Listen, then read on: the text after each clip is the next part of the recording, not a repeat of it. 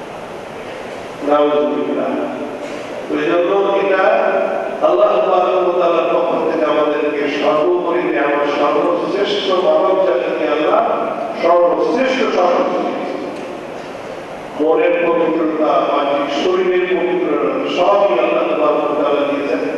এবং এই মনের পবিত্রতা, শরীরের বাহ্যিক পবিত্রতা অর্জন করতে করতে মানুষ কি পরিমাণ স্বচ্ছতা অর্জন করে, তখন অদৃশ্য জগতের অনেক কিছু ভিতরে ডিসপ্লে হয়। যেমন যেমন ওই যে ছোট্ট একটা যন্ত্র দিয়ে বিভিন্ন জিনিস দেখে, আমরা জানি আপনিও যদি আপনি দেখেন ওইটার দিকে তাকান, তাহলে দেখবেন যে এই দড়ির ভিতরে কি কি আছে, হাঁটছে কোনোটা ব্যাকটেরি আছে, কোনোটা সব কিছু দেখেন। ওই চোখ আল্লাহ সুবহানাহু ওয়া তাআলা দান করে, এর ভিতরে ডিসপ্লে হয়, এগুলো আমরা দেখেন কি হচ্ছে, কি হবে বা হয়ে গেছে, সেগুলো অনেক সময় ভেসে ওঠে। এগুলো আমরা অর্জন করতে চান না, কিন্তু ভেসে ওঠে। অনেক সময় বলে গেলে পরে থাকবে না, পরে তো এই অর্জন করতে করতে স্বচ্ছতা অর্জন করার পরে মানুষের ভিতরে অবস্থা হয়। এবং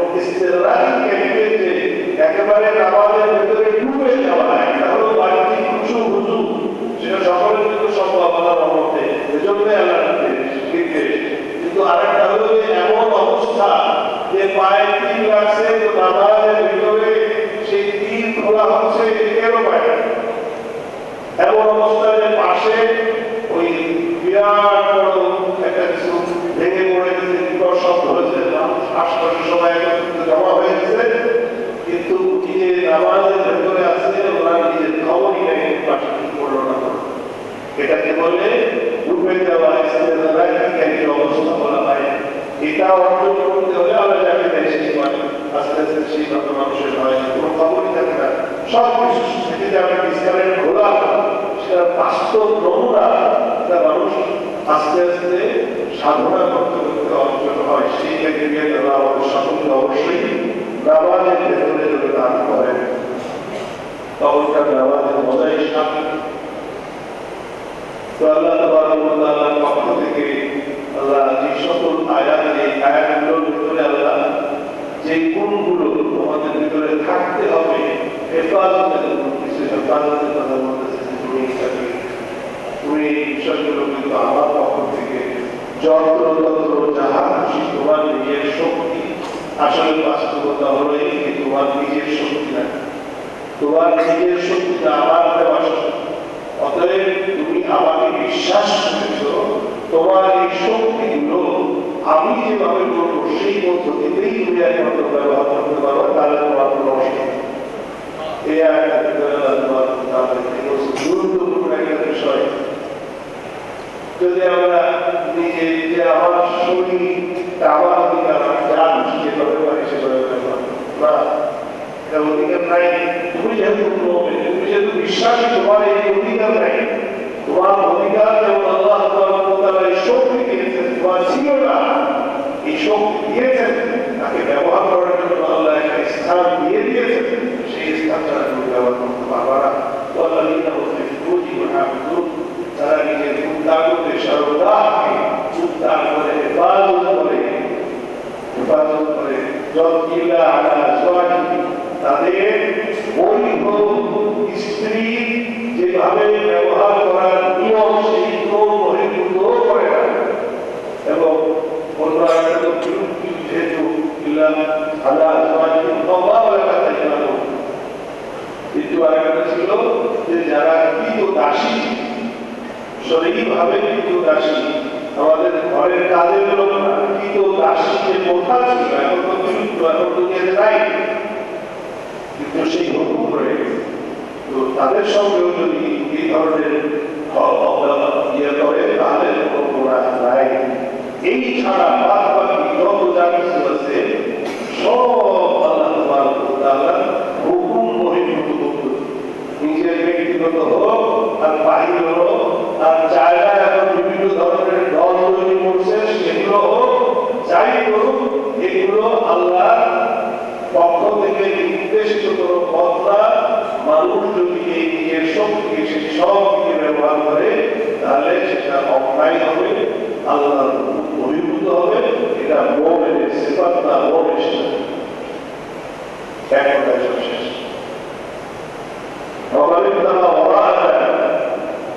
এই পদ্ধতি ছাড়া, এই দুই জায়গা ছাড়া কোনো অন্য যেখানেই যাবে যার জন্য মুমিনের জন্য তারা বিভিন্ন ইউরোপিয়ান অমুক সে যা করে তাদের বিষয় না।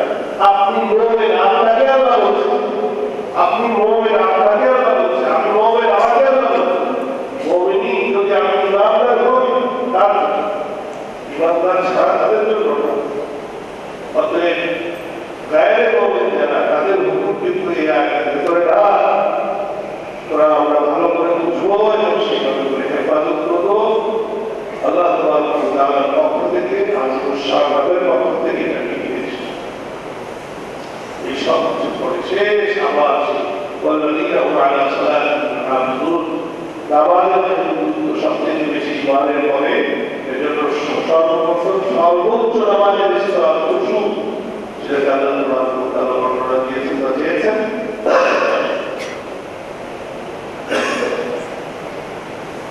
আর সর্বশেষ আবার الذين هم على الصلوات يحافظون, নামাজের মুহাফাজত, নামাজের হেফাজত করার অর্থ হলো যথা সময়ে ফজর পড়ে জন্য এটা হেফাজত, যথা সময়ে যথারীতি সেইভাবে করে হুকুম আহকামের সঙ্গে নামাজ আদায় করা পাবলিক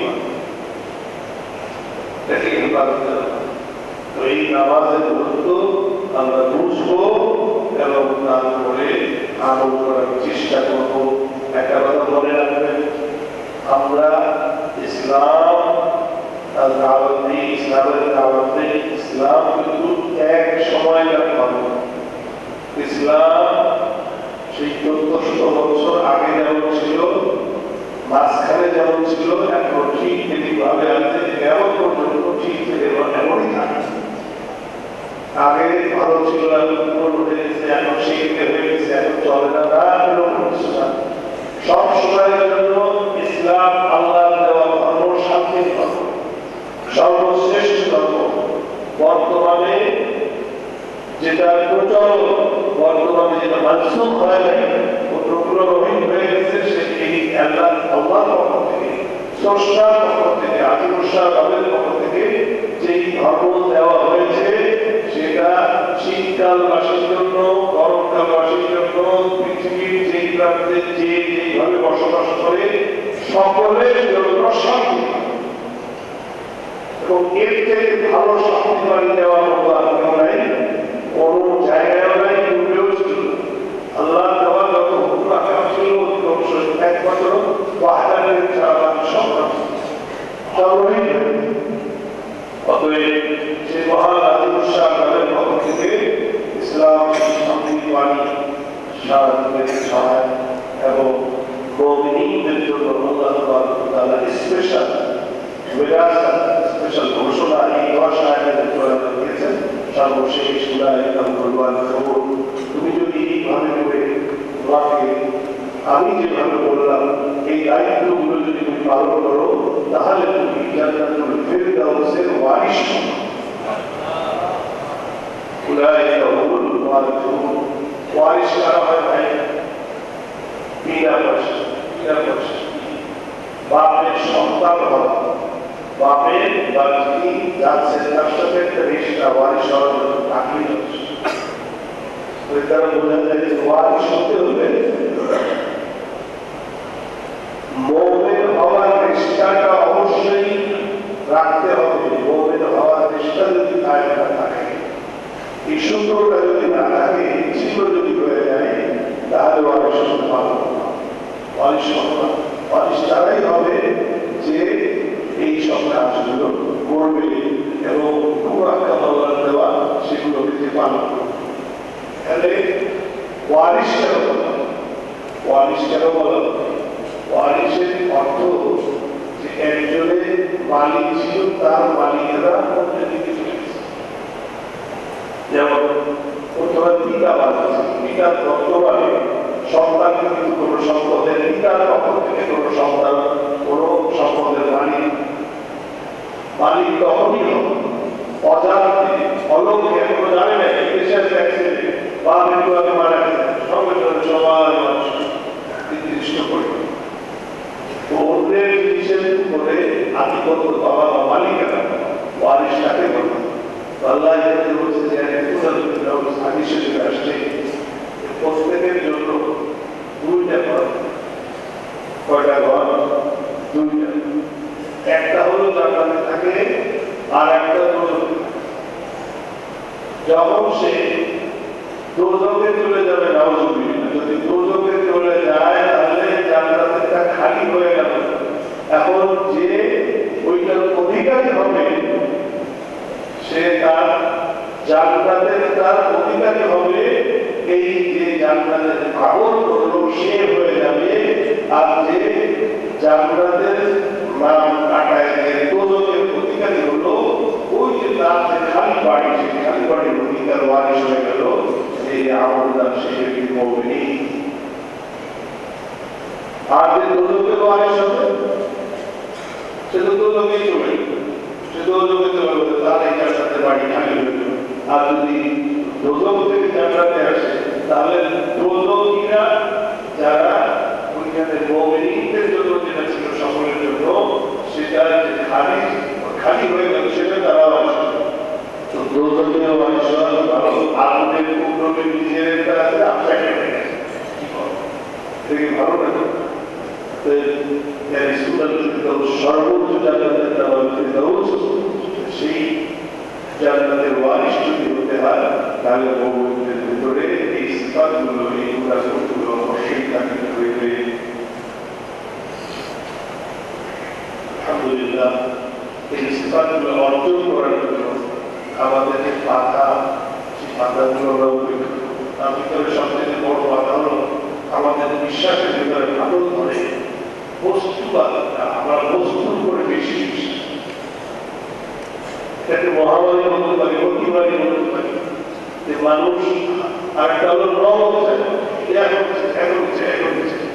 এজন্য মানুষকে ধোকা দেওয়ার জন্য শয়তান মানুষকে ধোকা দেওয়ার জন্য নগদ যেটা দেখায় সেটার উপরে বিশ্বাস মানুষ বেশি করে বললাম যে যদি আপনার আমার বিশ্বাস সেটা যদি লালন করতে থাকি এবং এই বন্দীগুলো যদি আমি করতে থাকি তাহলে আমার বিশ্বাসে ফাটল ধরাইতে পারবে না তার যে বেশি বিশ্বাস আমার তার ইমানের ইসলাম শান্তি ধর্ম আমাদের পক্ষ থেকে সারা পৃথিবীতে শান্তি দান আল্লাহর পক্ষ থেকে আর আমরা যদি আমরা চাই আমাদের দেশ চাই আমাদের মাননীয় প্রধানমন্ত্রী চাই